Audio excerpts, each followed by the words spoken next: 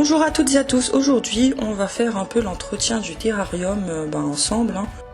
J'ai, comme vous voyez là, plein de mousse qui a commencé à coloniser la paroi et il y a plein de buées à l'intérieur, des traces d'insectes, donc je vais bien nettoyer tout ça. Et ensuite je vais remettre quelques plantes dedans. En passant, je vous montre ma petite orchidée là qui se porte bien, qui a des nouvelles racines et je la trouve toujours magnifique. J'ai remarqué aussi que ici j'ai un escargot, donc lui il va pas faire long feu là-dedans. Je vais essayer de l'enlever, on verra bien si j'y arrive. Donc là je commence déjà à nettoyer un petit peu, histoire qu'on voie un peu mieux à l'intérieur là, parce que toute la buée qu'il y a dessus, franchement on voit que dalle. J'en profite également pour pousser les mousses là par terre. Je suis à, je crois, mon 3e ou 4e entretien du terrarium. Il n'y a pas grand chose à faire à part limiter la pousse, couper les feuilles, enlever les plants qui sont, on va dire, morts. Et sinon, franchement, c'est pas... Niveau arrosage aussi, je crois que j'ai dû arroser 5 fois. 5 fois, ouais, pas plus. Là, je vais m'occuper de tailler ça parce que ça prend de la lumière en fait et ça empêche que les deux orchidées qui sont dessous là, ça empêche que les deux orchidées de dessous profitent de la lumière. Ici, j'enlève les petites feuilles mortes aussi, histoire d'éviter un développement de moisissure ou quoi que ce soit. Et pour la petite graminée là, je la laisse. Elle a des petites feuilles jaunes qui sèchent, mais c'est pas impactant pour le moment. Elle est en train de tomber à chaque fois et je vais bientôt la tailler, je pense, et la remettre dedans parce qu'elle a tendance à filer et ça n'a plus trop de sens tout ça.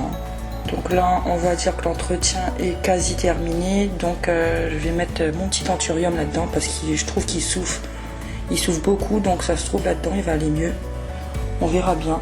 Je vais également essayer de mettre des phytonias, 2 petites branches, il y en a une avec une racine et l'autre pas de racine, mais on va essayer, vu que c'est hyper humide, hyper chaud là-dedans, il ne devrait pas y avoir de soucis. Donc là je vous montre un peu ce que ça donne du dessus. Et il y a des racines ici qui se sont vraiment propagées, c'est celle du coléus. Je vais enlever ça aussi. Donc un petit coup d'eau, je répète minéral parce que sinon ça va mettre des taches blanches partout.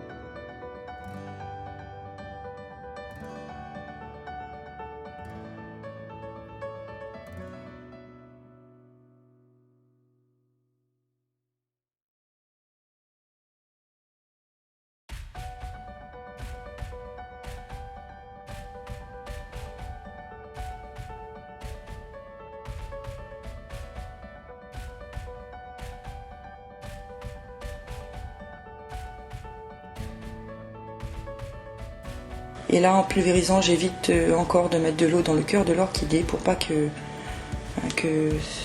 décède quoi.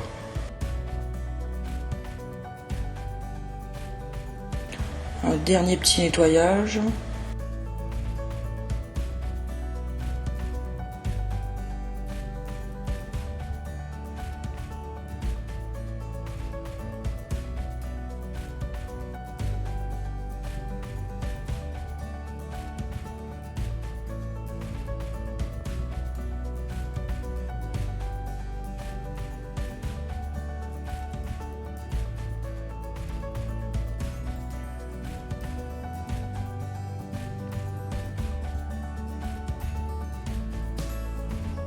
Et ensuite je vais arroser toujours avec de l'eau minérale.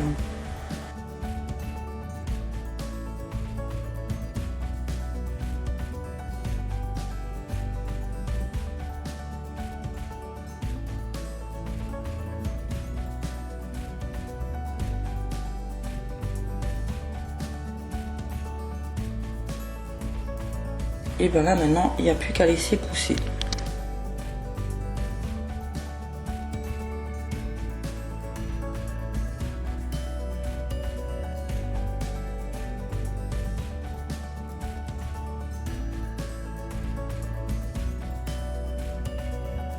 Et voilà, c'est fini pour l'entretien du terrarium.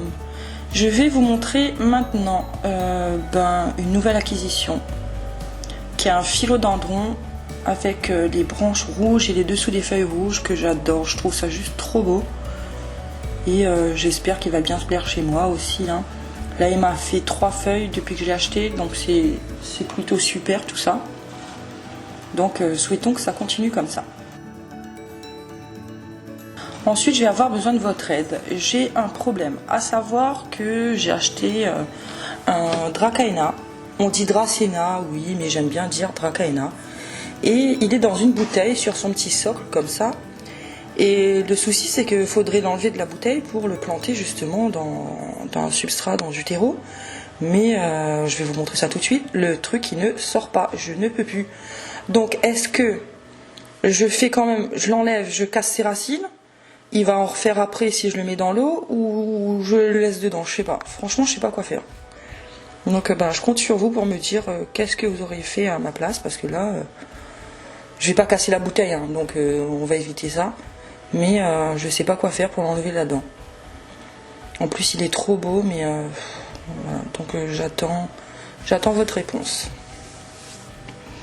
Et j'ai pris aussi ce beau Alocasia là, qui pour l'instant qui va bien.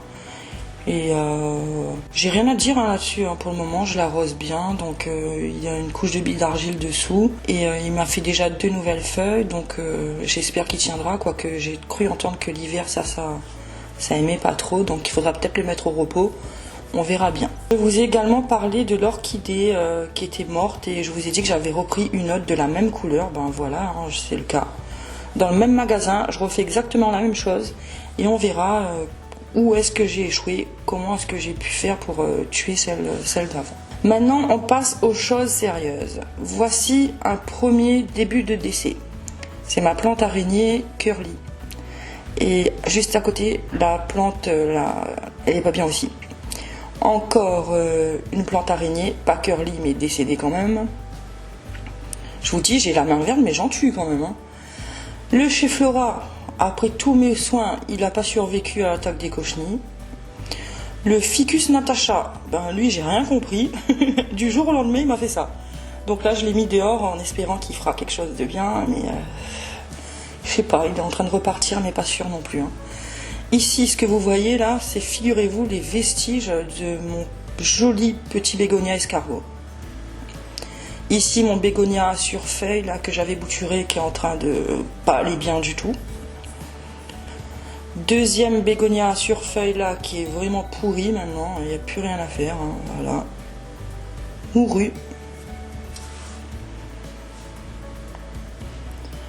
Ensuite je pense qu'il y en a beaucoup qui l'attendent. La pauvre fougère capillaire, elle a vraiment du mal, hein. Il me reste quelques feuilles, j'ai déjà mis dans la vermiculite mais je suis pas sûre qu'elle s'en sortira. Fougère également, décédée. Et ensuite ce Calathea. Et voilà, à bientôt dans une prochaine vidéo. Au revoir.